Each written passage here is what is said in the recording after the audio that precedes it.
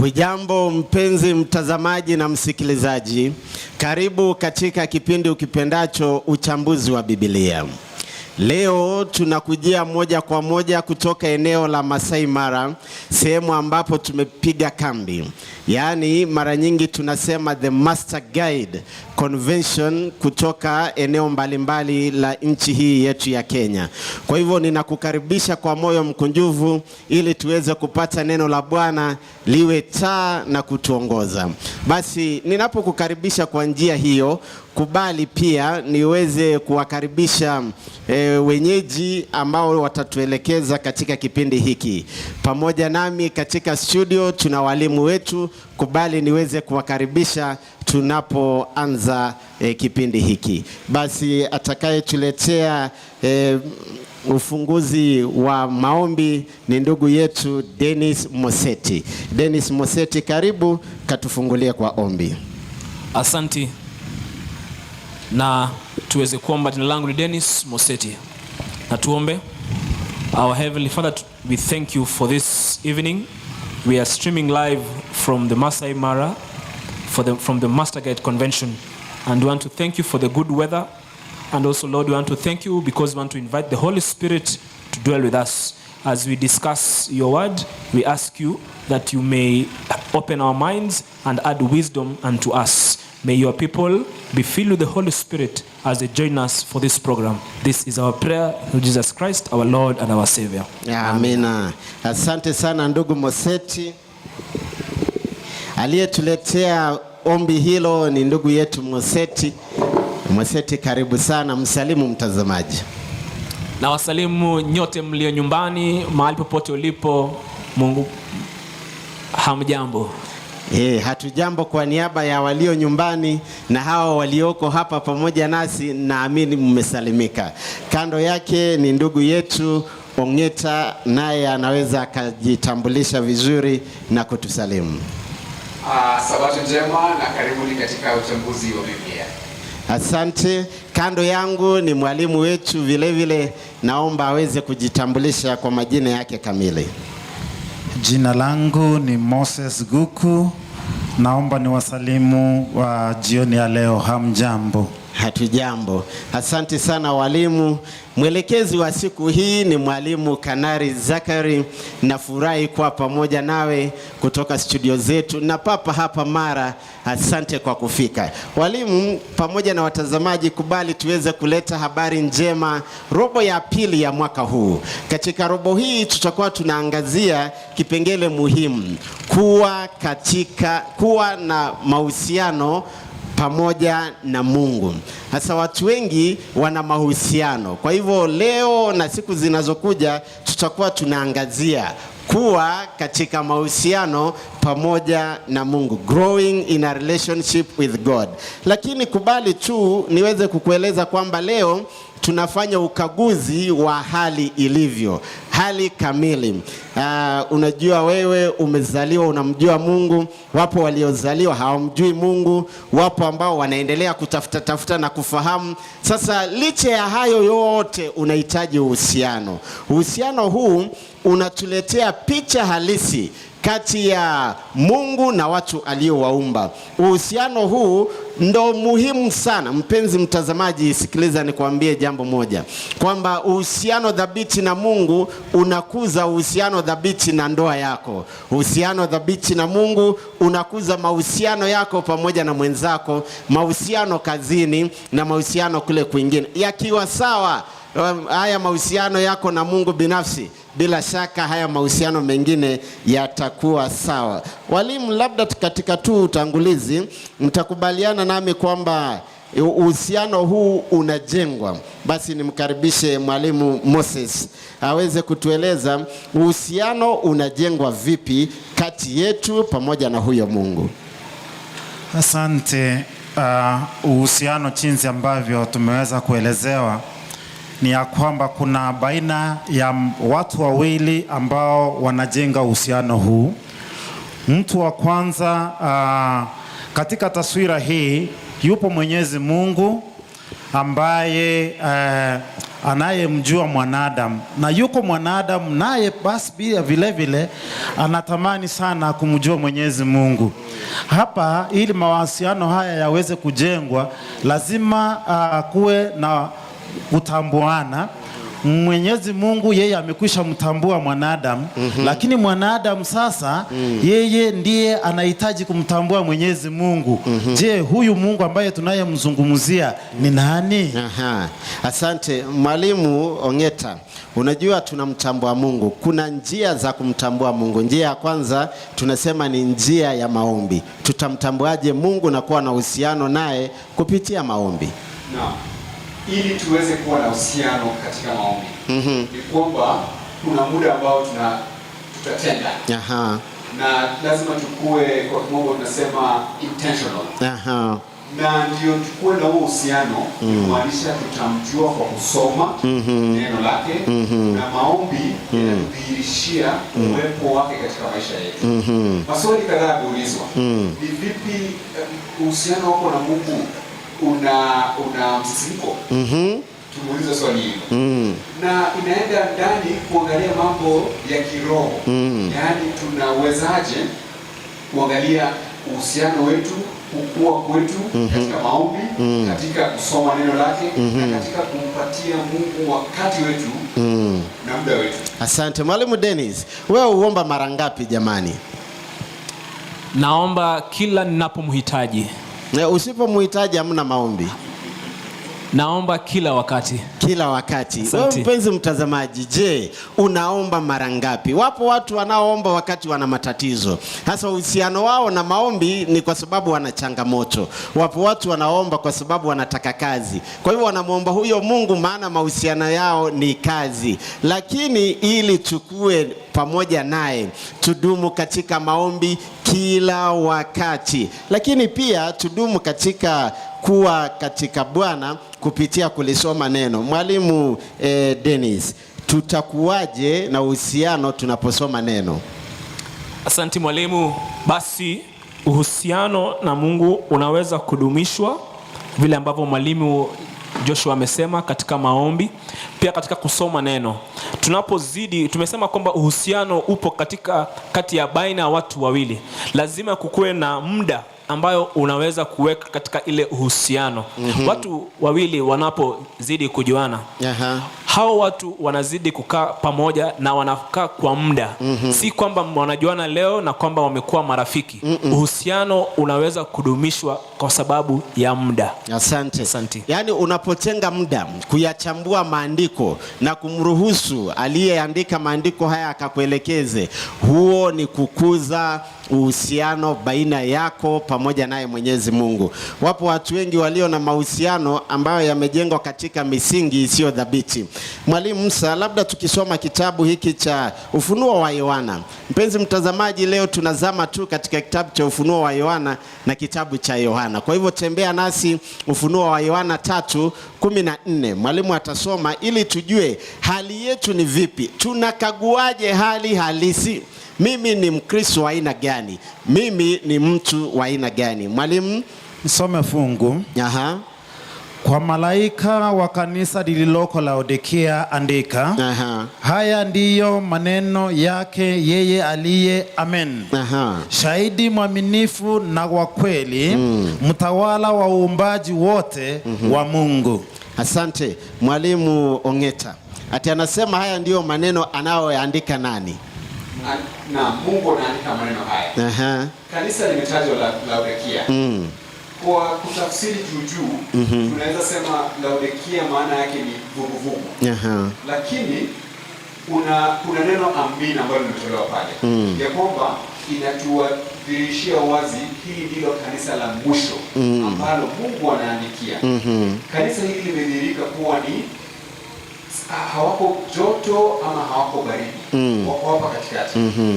Maana ya Laodikia ukiangalia kwa undani inamaanisha Mungu anahukumu watu. Lakini katika muktadha huu ni hukumu ambayo inakuja kutuweka katika msimamo. Kweli? Tuweze kuwa katika joto ama tuweze kuwa katika baridi. Kanisa hili linatupatia taswira ya kwamba katika maisha haya yetu ambayo tunaishi ni vipi tunaweza kuwa na msimamo useme ya kwamba mtu akimwangalia asema kwa hakika huyu ndugu yangu Ongeta anamjua Mungu kweli ama ni mavazi tu anavaa? Ama na akitoa mavazi tunaona hiyo taswira ambayo Mungu anaweka na uhusiano wake kati yake na Mungu wake. Anayesema mambo haya anaitwa shahidi mwaminifu. Sasa mpenzi mtazamaji, shahidi mwaminifu ana taarifa kamili ya maisha yako. Mwalimu Dennis, sasa shahidi mwaminifu anajua yale inayoyafanya wakati wa giza. Shahidi mwaminifu katika sheria basi tunamwita witness. Witness ni yule ambaye analeta ujumbe ambao ulifanyika muda fulani na ujumbe wake ni wa kweli. Kwa hivyo anaitwa the true witness. Asante. Kwa hivyo tuna shahidi mwaminifu ambaye anajua matendo ya kanisa hili la Laodikia ambalo ni mimi na wewe. Anasema kwamba ninakufahamu mpenzi mtazamaji na walimu wenzangu, yale unayoyafanya Kristo aliye shahidi mwaminifu anayafahamu. Inawezekana wewe hujatenda vema, anajua. Inawezekana wewe umeomba, anajua ulishaomba. Sasa mwalimu Musa, kanisa hili la Laodikia lina tabia fulani ambayo shahidi mwaminifu analijua. Wao walidhani hawajulikani, kumbe leo inafichiliwa wazi. Jinsi ambavyo wenzangu wamesema ni hivi. Kanisa ambalo linazungumziwa lina tabia fulani. Na tabia hizi ndilo linalolishtaki kanisa hili, na tunapoziangalia kwa undani ni ya kwamba kanisa hili limejikita katika mizizi ya uzoefu fulani ya kwamba maadili yake Mwenyezi Mungu hawayafuati. Wamekuwa vuguvugu, wao si baridi wala si moto. Basi matendo yao hayajulikani jinsi walivyo. Leo wakakanyaga katika mambo ya Mwenyezi Mungu, kesho wakakanyaga katika mambo yao.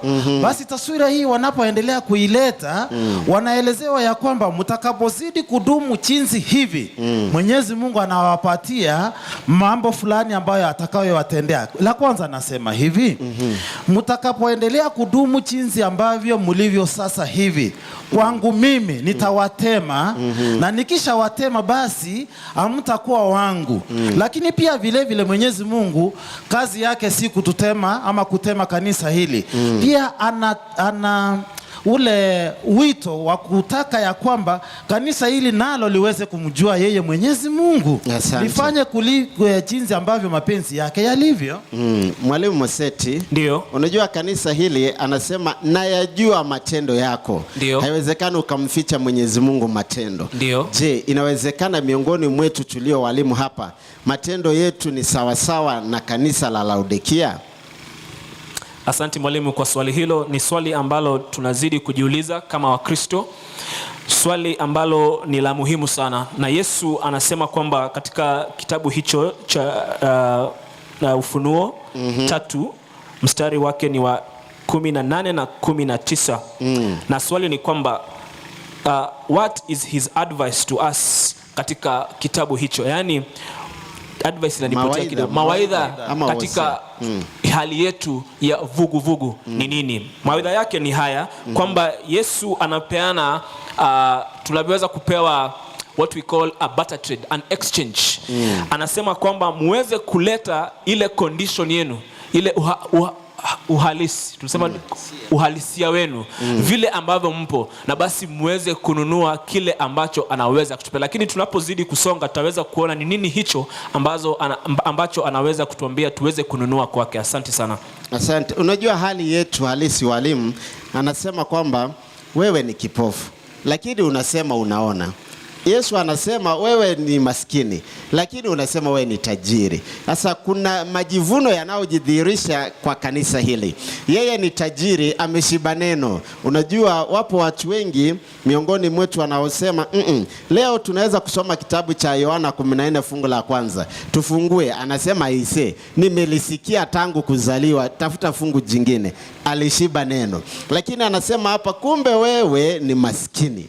wewe ni kipofu. Hii tabia na condition hii ni halisi kwangu mimi kama mwelekezi wa kipindi hiki.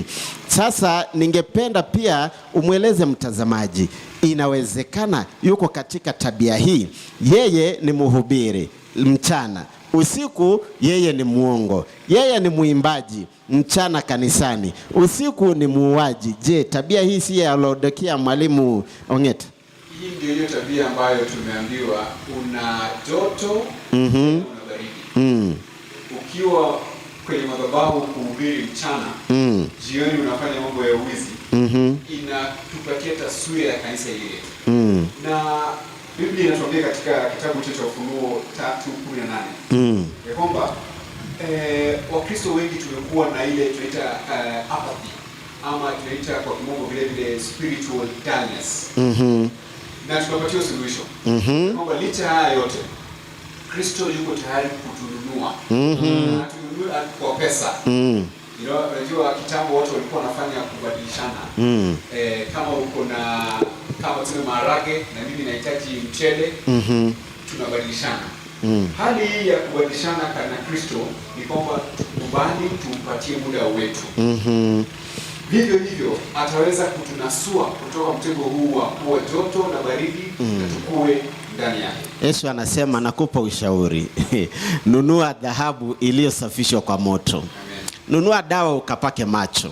Yesu anasema nunua mavazi meupe ukafiche uchi wako. Sasa watu wa Mungu wa mara nyingi hawaoni ni vipofu, na Yesu anatupa ushauri dhabiti. Huu ni upendo wa aina gani? Mwalimu, tukisoma kitabu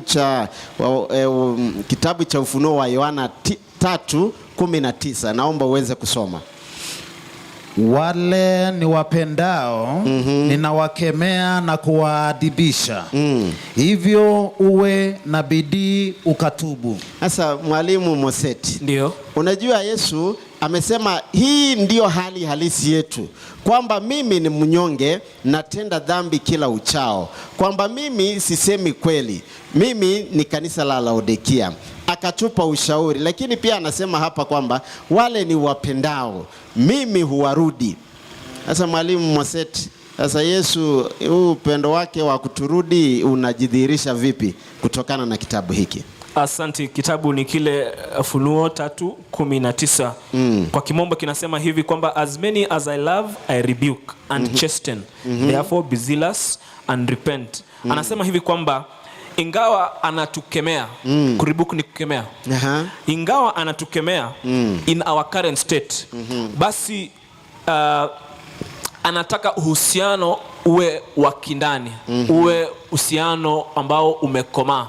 Katika ile hali ya kutukemea, anataka tuweze kukua katika yeye. Asante. Asante. Unajua mpenzi mtazamaji, Yesu anaposema anayempenda anamkemea, anakemea kile kibaya anachokitenda. Kwa mfano, Mwalimu Musa, una dakika moja tu. Yupo bwana mmoja aliyependwa na Yesu sana, anaitwa Daudi. Alifanya kosa kama tunavyofanya kosa. Labda utupe tu taswira hiyo. Daudi alikuwa ni mcha Mungu, lakini mara nyingi alikuwa anapotoka. Na wakati wote alipokuwa anapotoka, Mwenyezi Mungu alikuwa anamrudi. Alafu ndipo Daudi anazungumza hivi moja kwa moja kwa Mwenyezi Mungu.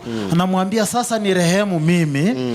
Manake anapozidi kuendelea kujaribu, mara nyingi mwili wake wa dhambi unafanya nini? Unavunja mahusiano kati yake na nani? Na Mwenyezi Mungu.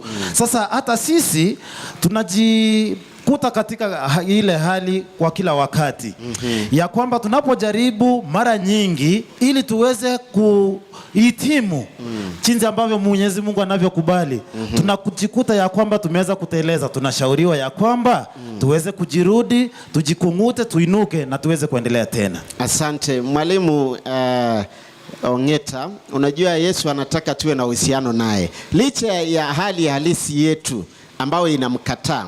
Yesu anasimama mlangoni. Kitabu ni Ufunuo wa Yohana 3:20. Tupe habari, una nusu dakika Mwalimu.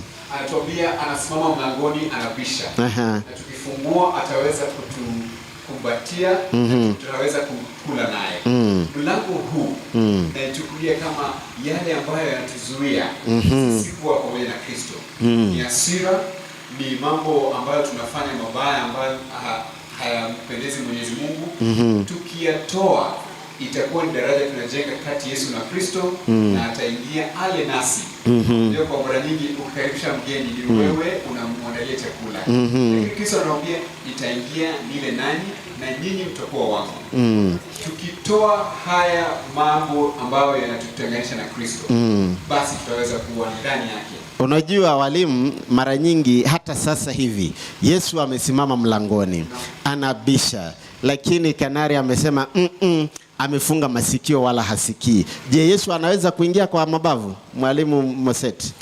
Basi anasema kwamba anasimama mlangoni. Mtu ambaye anabisha haingii kwa ubavu, kwa mabavu. Ni mwizi pekee ambaye anaingia kwa mabavu, maana haingii kwa kubisha.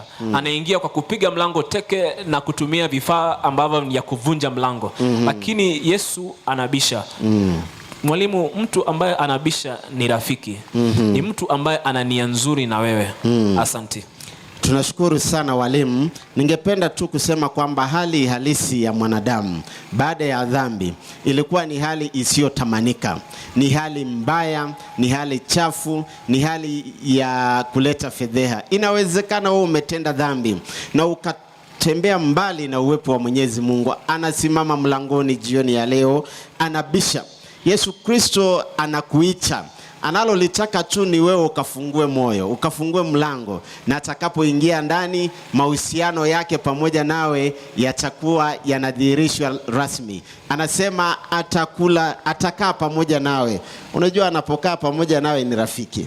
Atakaa nawe kwa mazungumzo matamu. Ndiyo. Yesu atakaa nawe pia kwa nini?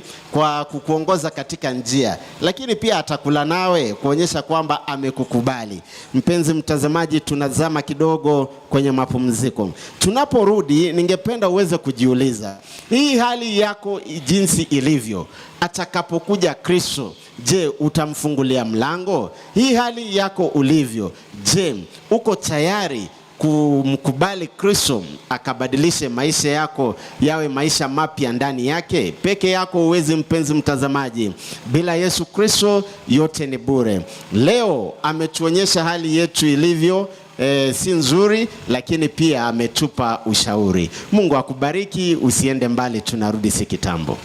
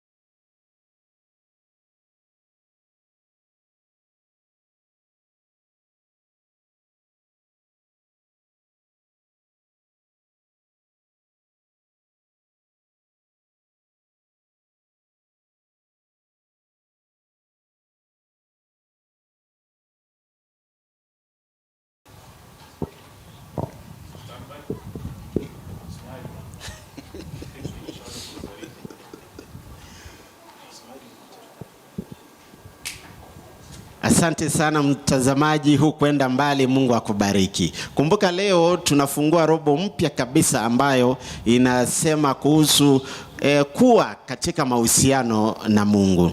Na hivyo ndivyo tumekuwa tukitizama licha ya kijibaridi kutoka hapa Mara. Tunashukuru maana unazidi kutupokea moja kwa moja. Labda pia yule ambaye anatutizama kwa runinga zetu za Hope Channel Kenya, Mungu akubariki. Wale wanaotutafuta katika mitandao ya kijamii kule YouTube, asante sana. Wale mlioko hapa moja kwa moja, Mungu awabariki. Walimu, unajua kitabu hiki cha Ufunuo wa Yohana 3 tumesema kwamba hali yetu imedhihirishwa. Kristo ametoa wosia na sasa bado anaendelea kutuleta karibu ili tuwe na uhusiano pamoja naye. Mwalimu, tusomee kitabu cha Ufunuo wa Yohana 3 fungu lake ni la 21. Biblia inasema hivi. Yeye ashindaye nitampa haki ya kuketi pamoja nami kwenye kiti changu cha enzi. Kama vile mimi nilivyoshinda nikaketi pamoja na Baba yangu kwenye kiti chake cha enzi. Asante. Unajua Mwalimu Ongeta anasema yeye ashindaye nitampa nafasi, nitampa haki ya kuketi katika kiti cha enzi na Baba yangu. Mwalimu, hebu nieleze kwa upole pamoja na mtazamaji, hii hali yangu jinsi ilivyo, mimi niliye mnyonge, maskini, mimi ambaye najaribu kujitoselesha lakini siwezi, mimi ambaye labda sina uhusiano na Mungu, yani nini kitamfanya ili anipe hiyo nafasi ya kuketi pamoja naye? Na tunazidi kuona kwamba muda wangu na kuweza kuelewa Biblia, kuepuka ushindi dhidi ya mambo ambayo ni kigezo changu kwa uhusiano imarika Kristo. Naweza kuwa nina ubinafsi, nina hasira, ni sipendi kukaa na watu. Hiyo ni kitu ambacho nikiweza epukana nayo, nitaweza kukaa na uhusiano katika Kristo. Na ananipatia ahadi ya kwamba upendo wake ni wa umilele. Na ninavyozidi kukua ndani yake na uhusiano wangu kwake, basi ananipatia ahadi ya kuwa naye milele na milele. Yaani licha ya kuwa Yesu anajua hali yetu ambayo ni vuguvugu, bado anatupenda mpenzi mtazamaji, kwamba yuko tayari, ule upendo ni wa umilele. Ametupenda ili kwamba tuweze kukaa pamoja naye. Unajua najiuliza Mwalimu Moseti. Ndio. Wewe umeshapata mtu lakini? Ndio, nimeoa. Sasa huyo uliyemuoa ule usiku wa manane anakoroma, unaona kama mungekaa naye leo yale mapungufu yake alionayo, kama ungeleyajua, je, angebaki kuwa mke wako? Kwa kweli mwalimu, sioni kama ningejua uhalisi wa mtu ambaye ningemuoa kama ningemuoa. Sasa upendo wa Yesu, anajua hali yetu ya unyonge lakini bado anatupa ahadi. Mwalimu, labda useme jambo. Asante mwalimu. Mwandishi Yohana anasema pale kwamba Yesu anajua uhalisi wetu. Anajua. Si kwamba tunapoomba kwamba tunamwambia kile ambacho hajui. Anajua. Lakini kuna ahadi kwamba yule ambaye atavishinda vile vita na aweze overcome vile vitu ambavyo mwalimu ameweza kusema, basi kuna ahadi ambayo ni kadhaa na si moja. Ahadi kama vile kupokea the robe of righteousness. Unaweza kupokea robe of righteousness, na ile condition yako ya hasira na jealousy, hupendi kusamehe, ile uhalisi wako wa mtu ambaye hajampokea Yesu unaweza kupotea, na basi unaanza kukua mtu ambaye ambaye ako hot. Unaacha kuwa lukewarm, unakuwa moto. Asante mwalimu. Unajua mwalimu Musa, unapozungumzia Yeremia 31 fungu lake la 3, watu wengi katika uhusiano wao umekitwa katika nipe nikupe, unaleta nini mezani. Hivyo ndivyo vijana wa siku hizi wanasema, what are you bringing on the table? Yaani upendo wao ni kile ambacho nitapata, ni faida gani. Wapo watu wengi hapa kama yale ambayo wanayapata yakipunguzwa, ule upendo utakufa. Sasa Yesu anajua hali yetu, licha hiyo hali anatupenda upeo. Mwalimu, Asante, nisome fungu ili niweze kujenga maneno ambayo nitakayoyasema. Yeremia 31:3, nitasoma hata 4.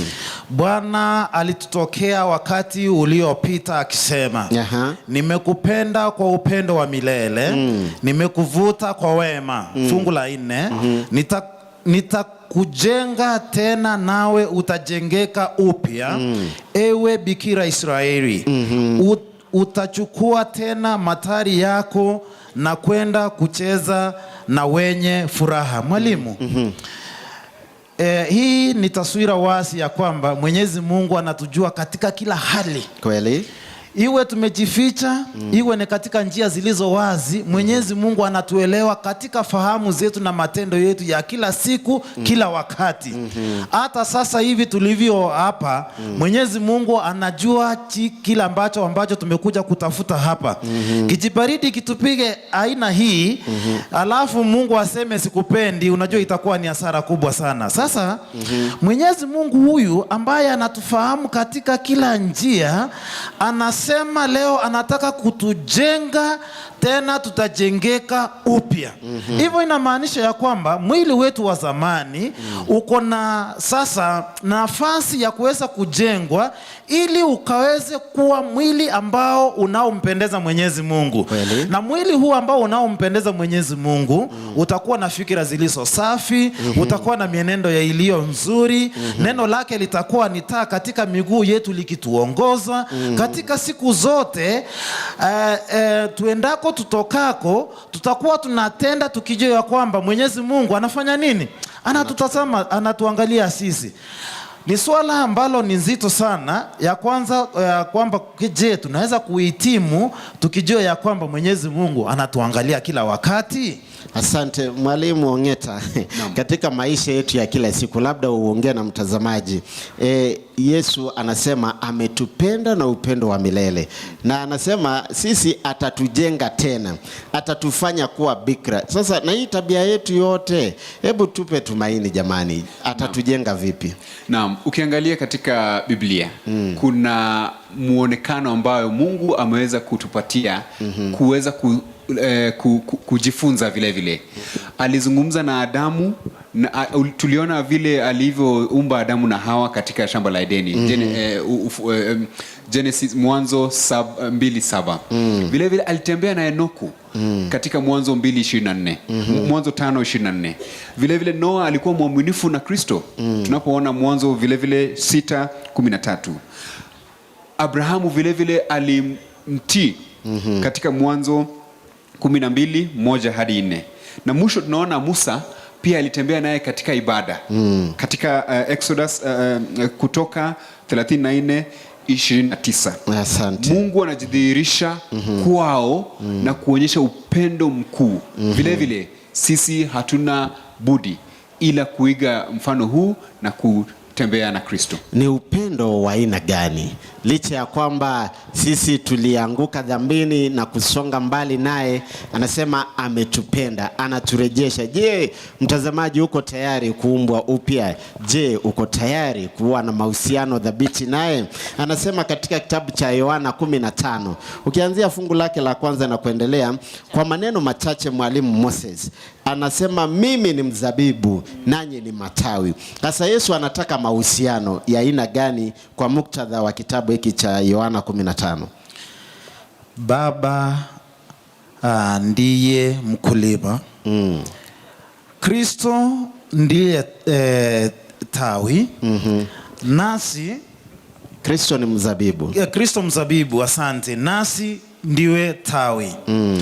Tunapotazama katika shamba hili, Mwenyezi Mungu yeye tunasema ameweka mkazo na ameweka rutuba iliyo nzuri ili mtu uweze kukua. Lakini matawi yanapoendelea kukua, kadiri yanavyokuwa, kuna yale ambayo hayana faida.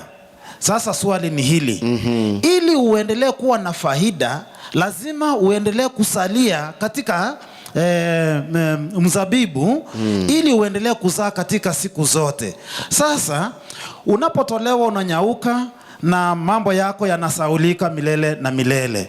Lakini kabla ifikie hapo, kuna tumaini ya kwamba tunapo tengeneza mahusiano yetu, jinsi ambavyo Mungu ameweka mandhari mazuri ya kujenga uhusiano, na sisi basi tuweze kujenga mahusiano.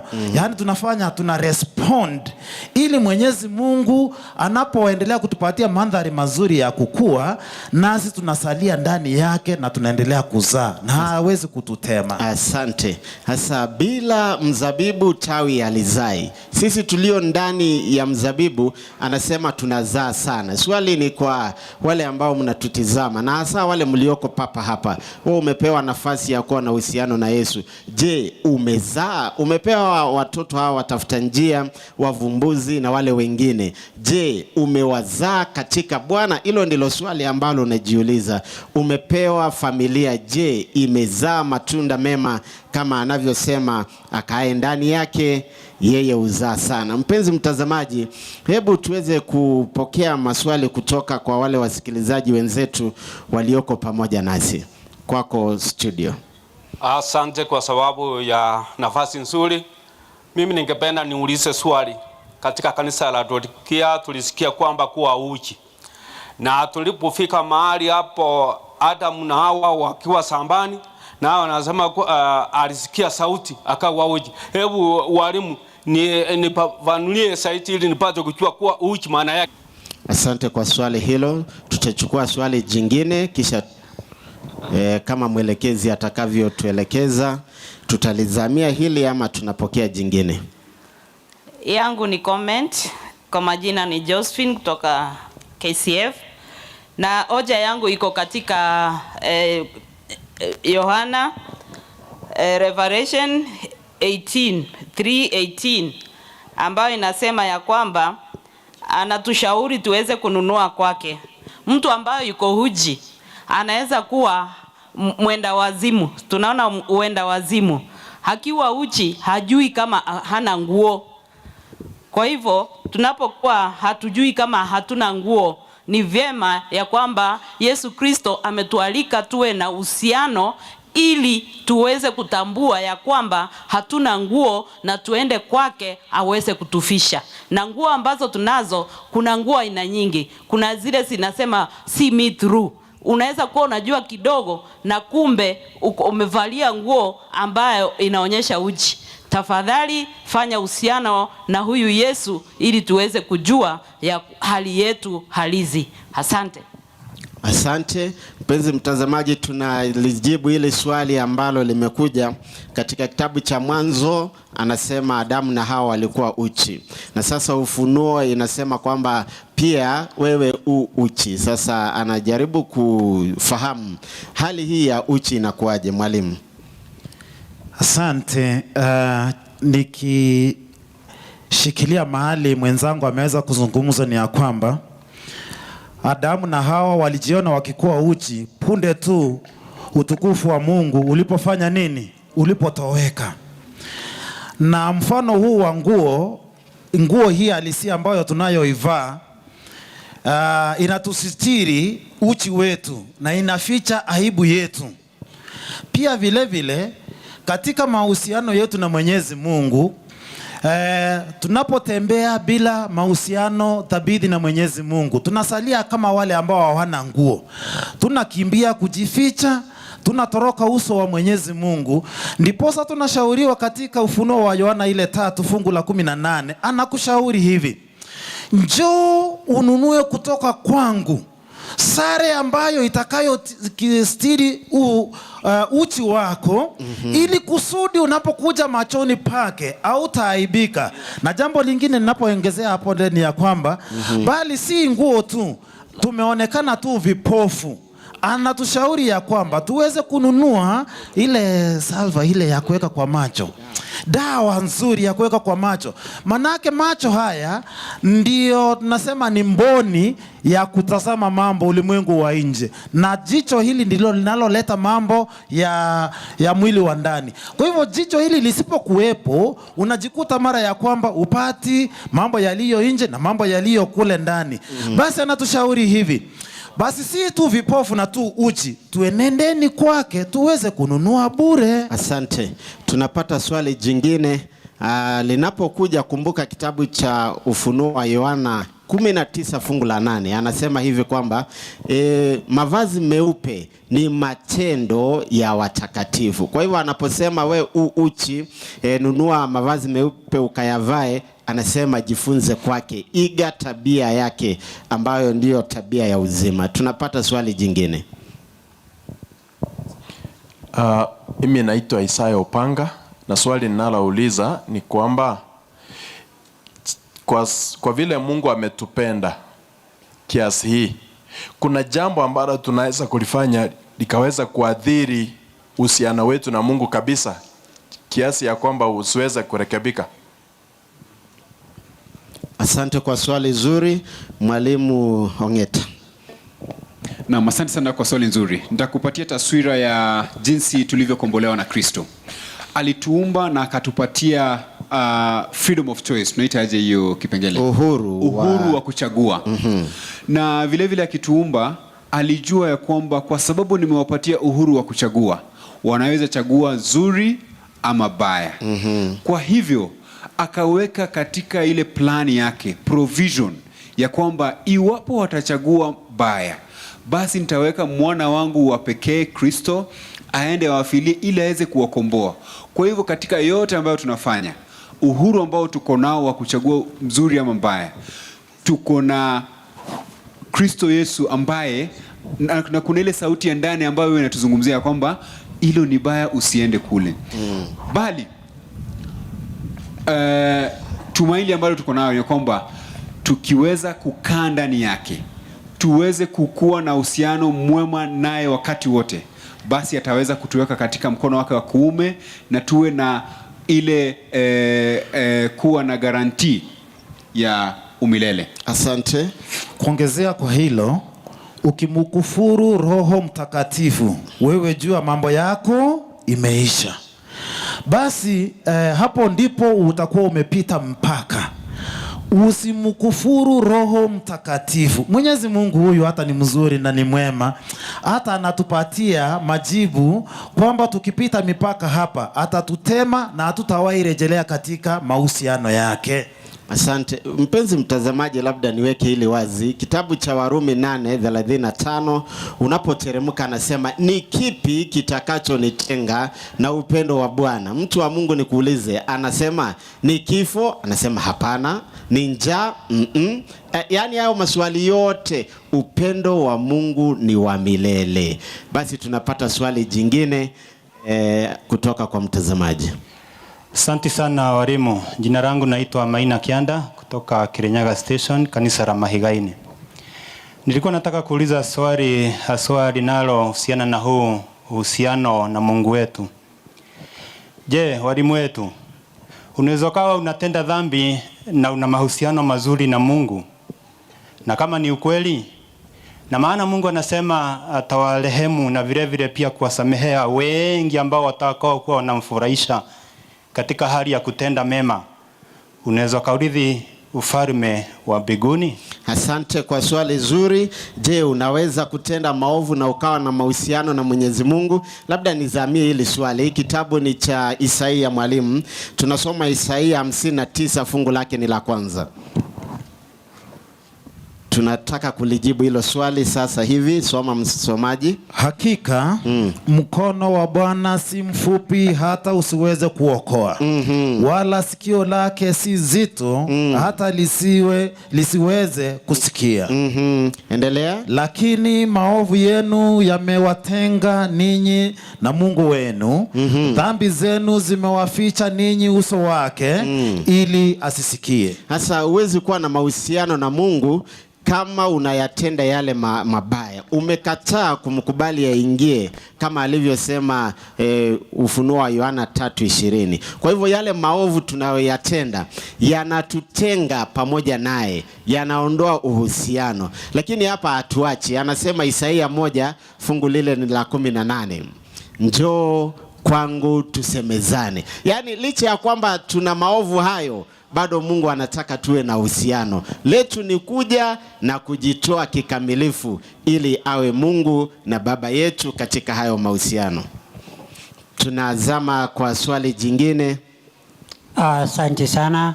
Jina ni John Gizinji kutoka Kirinyaga. Hiyo taswira inanipatia kwamba vivyo hivyo kanisa la Laodikia ndilo hakika la mwisho. Asante. Labda pia kujibu swali hilo tunapopata swali jingine, Ufunuo 3:21 bado inaangazia kanisa la Laodikia. Inasema kwamba yeye ashindaye katika kanisa hili nitampa haki ya kuketi. Anaitwa Esther kutoka Makuyu kule Marura, naye anatupa salamu. Hilda naye salamu.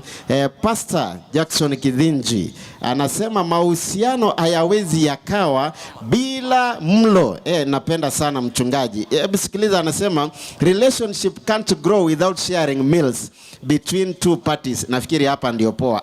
Sasa tunakuwa na mahusiano ya mlo wakati Yesu ameingia kule nyumbani. Yesu yuko tayari kabisa naye. Kama hili alifanyiki sasa, basi tatizo ni wewe ambao umekataa kumkubali wala si lake.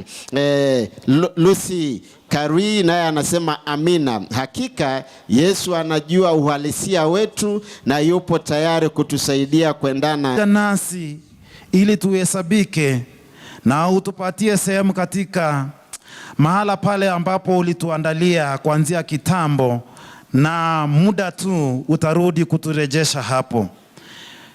Mwenyezi Mungu, ombi letu ni ya kwamba pamoja na msikilizaji, ya kwamba maneno haya yaweze kukolea ndani yetu, tuweze kukutafuta